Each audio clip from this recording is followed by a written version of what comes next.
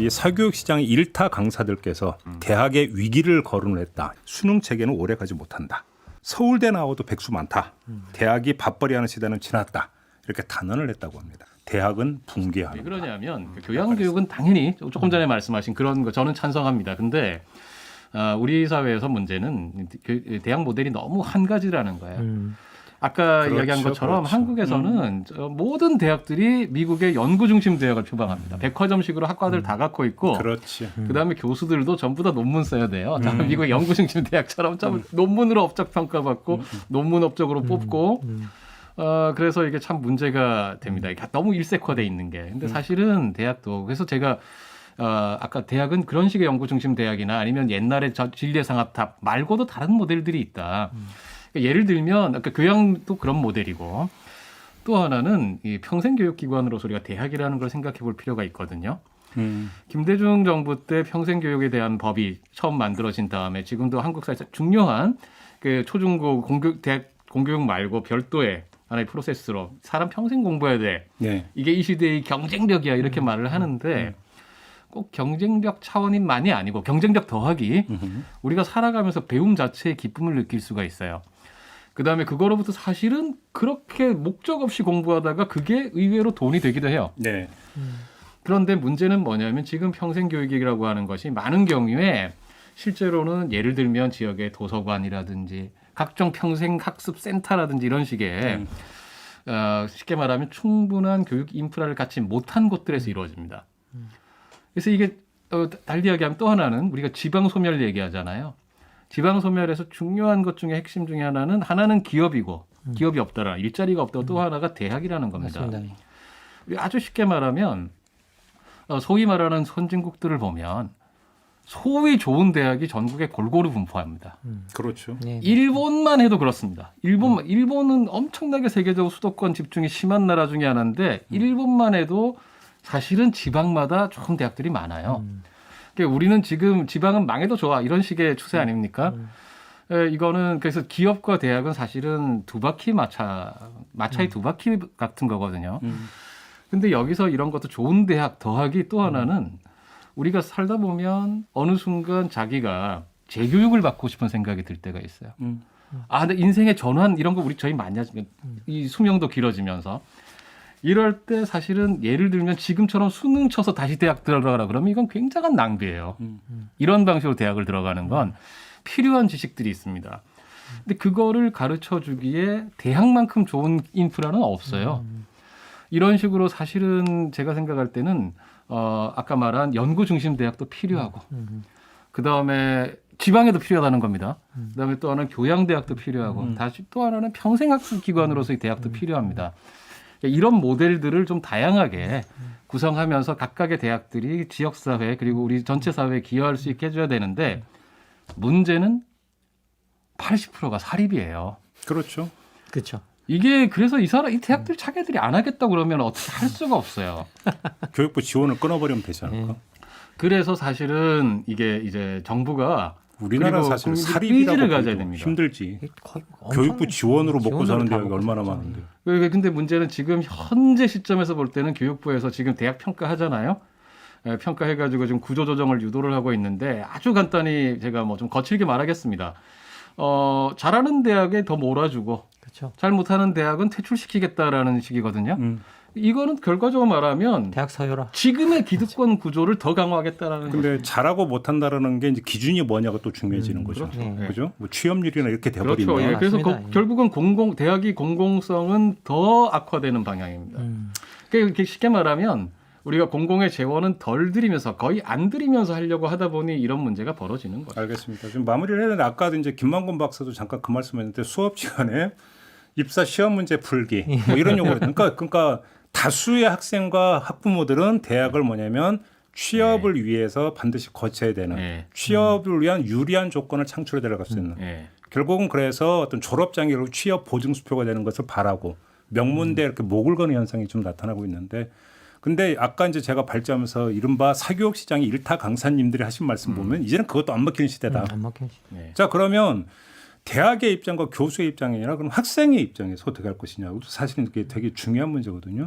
왜냐하면 과도기에 이제 그러니까 접어들었다고 이제 뭐 쉽게 얘기를 하고 관찰 시점에서 얘기하면 끝나버리는데 학생 입장에서는 그럼 저보고 대학 가라는 말이에요? 가지 말라는 말이에요?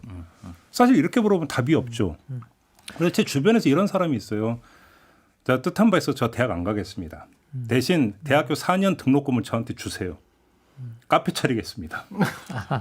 그걸로 창업하겠습니다. 그러면 부모 입장에서 네 뜻이 갸륵하다. 옛다. 주기도 힘든 게 왜냐하면 그래봤자 망할 텐데.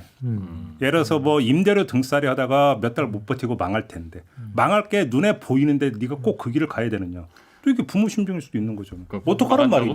말씀하죠. 성공할 수도 있죠. 그러니까 그게 문제라니까요. 어떡하란 말이냐. 사실은 여기 학생 입장에서는 이게 답이 없는 거잖아요. 사실. 네. 근데 저는 이제 제가 미국 대학에서 이제 한 3년 정도 강의를 했었는데요. 오, 예, 뭐 제 과목도 있었습니다. 근데 3년 정도 강의했었는데 제가 미국 대학에서 강의하면서 느낀 건 하나 있어요. 미국이 사실은 기업과 뭐 기업형 인재를 길러내라, 뭐 우리가 그런 모델을 따라가고 있다 이렇게 비판하지만 저는 미국 대학이 가진 힘이 하나 있다고 생각하는 게 뭐냐라고 하면 미국의 중고등학교까지 공교육 같은 게 정말 엉망이거든요.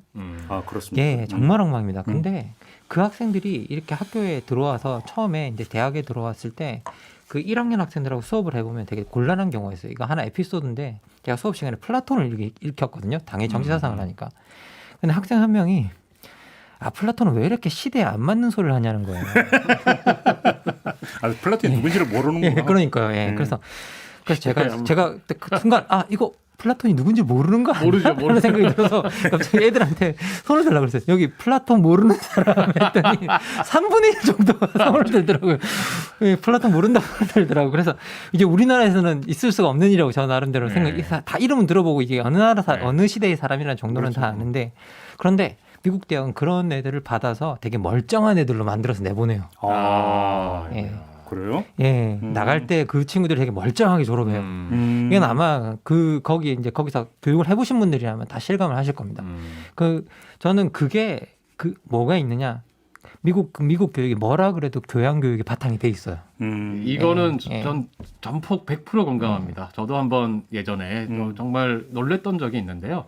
예전 대학원 다니던 시절에 영작을 공부해 보겠다며 예, 영어로 작문도 좀 해야지 하면서 이제 하버드 학부를 졸업한 미국인한테 배웠어요. 예. 근데 이 배우다가 깜짝 놀란 게 지적을 해주고 이러는데 영어 문장을 너무 고급스럽게 고쳐주는 거예요. 하버드 나와서 당연하겠지. 그게 아니고 우리 기준으로 말하면 그 친구가 저기 생화학을 전공했거든요. 학부를. 오. 그런데 얘기를 하는데 설명을 해줘서 얘기를 하는데 쉽게 말하면 플라톤을 인용하고 뭐 이런 식인 거예요. 고급 문장가를 막 인용하고 생화학 전공한. 네, 생화학 전공했는데 그래서 한 두세 달 정도 한 다음에는 좀 친해졌잖아요. 이제는 그런 말 할 수도 있을 것 같아서 사실은 내가 놀랬다. 너 굉장하다. 어떻게 쉽게 말하면 이과인데 이런 말하면 죄송합니다. 이과분들께.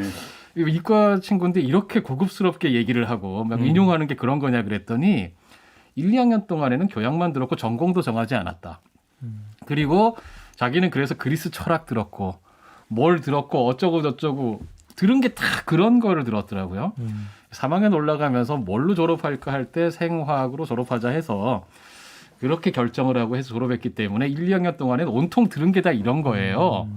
그래서 이게 이제 소위 미국식 교양 교육이구나. 우리나라 같은 경우 대학 요즘은 그 몇 년 전 바뀌었다면 대학 그러니까 신입생들 글쓰기 강좌가 생겼더만요. 보니까 제가 대학 다닐 거 없었거든요. 네. 그죠? 뭐 생긴 지 벌써 오래됐고요. 오래됐고. 근데 문제는 사실은 글쓰기 수업이라는 것은 중고등학교에서 배우고 와야 되는데 대학에서 글쓰기 강좌를 한다. 필수 코스로.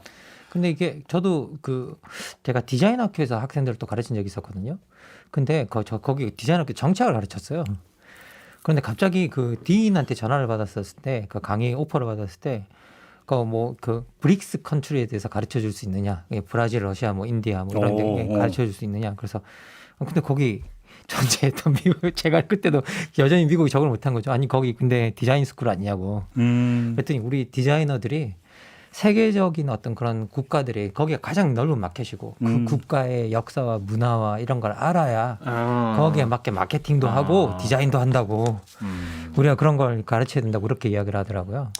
그렇군요. 그러니까 아까 조영근 소장이 했던 말씀에 분명히 그러니까 평생 학습기관이 될 수도 있는 거 아니냐. 그 말씀해 주시는데 아주 좀 약간 좀 거칠게 예를 들면 지금 뭐저 주변에도 많은데 공부 모임도 많고. 네, 그렇습니다. 그러니까 그냥 뭐 이제 강좌 이런 것도 되게 많잖아요. 그렇죠. 예. 근데 이제 그 공간을 못 구해서 뭐 이제 여기저기 떠도는 경우도 되게 많고. 맞습니다.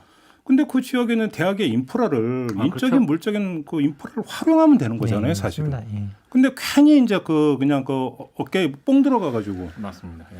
이럴 이유가 뭐가 있느냐라는 거죠. 그렇죠. 음. 대학 교수들의 입장에서 보면 스스로 자신이 사회 속에서 예전과 같이 나 교수야 그러니까. 이렇게 생각하면 안 된다. 음. 어떻게 사회에 기여하고 지역에 기여할 건가 이런 생각을 해야 된다는 거고 달리 이야기하면 사실은 요즘에는 요 빈틈 사이에서 요게 민간에서 시장 지금 사업 모델이 되고 있거든요. 그렇죠. 뭐, 특정 업체를 제가 지적하지는 않겠습니다. 유명한 이게 성공한 공부하는 거 만들어져가지고 네. 성공한 기업도 있는데 네. 사실은 아니 뭐 그거를 부정하는 건 아니지만 이거야말로 우리 사회가 공적인 관심사로 해결해야 될 중요한 문제입니다. 그러니까 네. 꼭 그 대학의 구성 학생이 꼭 그 고등학교를 갓 졸업해서 시험 봐서 들어온 사람이어야만 된다라는 법이 어디 있어요? 전혀 없죠. 맞습니다. 네. 그잖아요. 그렇습니다. 그러니까 대학의 위기를 극복할 수 있는 방법은 담장을 없애는 거다. 제가 사실 제 경험 가지고 한번 얘기를 해보면 젊은 시절에 제가 그 방송대 강의를 예. 여러 해 했습니다. 네, 그 시절에 방송대 강의는 한 시기에 집중해서 하거든요. 평상시에는 이제 방송으로 들으시다가 네. 출석 수업을 해요. 예. 그럼 그때 이제 막 며칠 동안 막 매일 그냥 하는데 그러고 이제 나중에 시험도 보고 제가 몇 년간 방송대 강의하던 시절에 방송대 강의하면 몸은 무지하게 힘듭니다. 하루 가서 매일 강의를 며칠 동안 계속 하루 종일 강의하거든요. 점심시간만 빼고. 근데 이제 강사료가 집중해서 나오니까 좋죠. 근데 기분이 되게 좋아요. 거기 강의 들으러 오는 분들 중에는 물론 좀 젊은 사람들도 있지만 중년 이상 할아버지 할머니들도 계시는데 아, 이 수업 열의가 상당히 높죠. 조는 사람이 거의 없어요. 그러니까. 떠드는 사람은 아예 없고 음. 정말 왜냐하면 살다가 정말 필요해서 학교를 다니고 있기 때문에 정말 열심히 공부하고 저한테 이메일 알려달라고 그래가지고 네. 막 물어보고 질문하고 그래서 야, 그 다음에 심지어 시험 치기 전에 따로 모여가지고 같이 공부합니다. 네. 그래서 저는 이런 거를 보면서 느끼는 게 우리가 대학 조금 전에 말씀하셨지만 대학이라고 하는 걸 입시, 취업 요 틀 안에서만 생각을 하면 우리는 대학이 가진 무수한 가능성을 너무 많이 버리게 된다. 제가 그것만 생각하면 대학은 붕괴할 거예요, 100%. 저는 그렇게 맞습니다. 봐요. 네. 저는 네, 붕괴할 좀더 거라고. 넓혀야 될 것 같아요. 네. 그러니까 아니 배우면 끝이 없다고 얘기하면서 네. 왜 그 적정 연령을 딱 정해서 니네만 대학생 이렇게 정하냐고 이거지. 그렇죠. 좀 앞뒤가 안 맞는 얘기 아닙니까, 사실은? 저는 이제 저는 아까 계속 이제 고전 이야기를 계속 말씀드렸는데요. 그런 것들을 평생 교육 기관이나 이렇게 해가지고 뭐 우리가 뭐 그 올해 뭐 읽는 10권 뭐 이런 식으로 네. 이렇게 쭉쭉 해서 뭐 그것만 쌓아 올려도 10년 다닐 수 있잖아요. 거기에. 제가 좀 예. 듣고 싶다.